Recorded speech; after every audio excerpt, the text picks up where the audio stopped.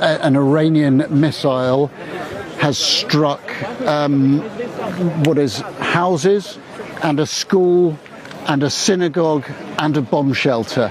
Now, the bomb shelter was full of people from this area of Beit Shemesh. And from what I am told is the missile didn't just hit the ground, it actually, what as one Israeli source has described, as penetrated the bomb shelter. As you can see, the destruction here is enormous. We've been to the houses on the other side of the street which have been destroyed as well. But the devastation that you see is just part of it. The shelter is underground. And at the moment, as I speak to you, they are digging through the rubble, looking for people who are trapped inside. At the moment, there are 8 confirmed fatalities. Israeli sources telling us that they hope that there will be no more bodies found, but they do not say that with complete confidence. They have already started an investigation into how this missile managed to evade the aerial defenses of Israel, something of which the Israeli military is, of course, so proud. But this one manifestly did.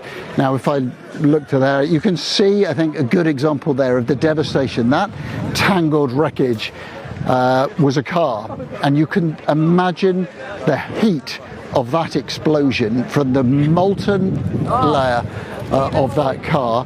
Beyond it, the ruins of buildings, and then that huge crater just beyond where those rescue workers are standing.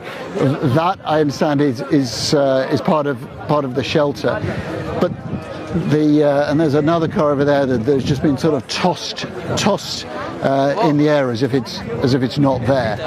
But imagine the psychological impact of this on Israel.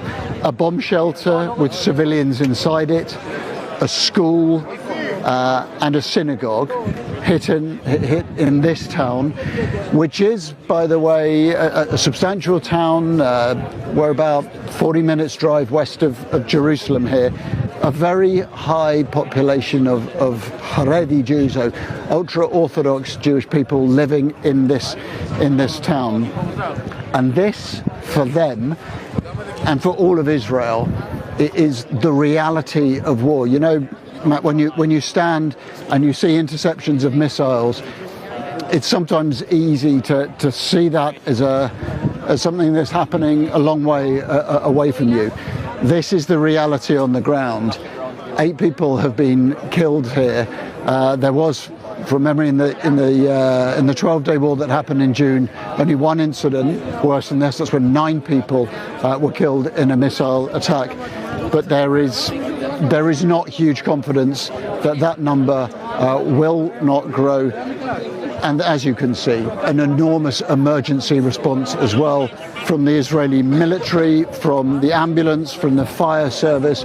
There were literally dozens of ambulances came here in the wake of this attack.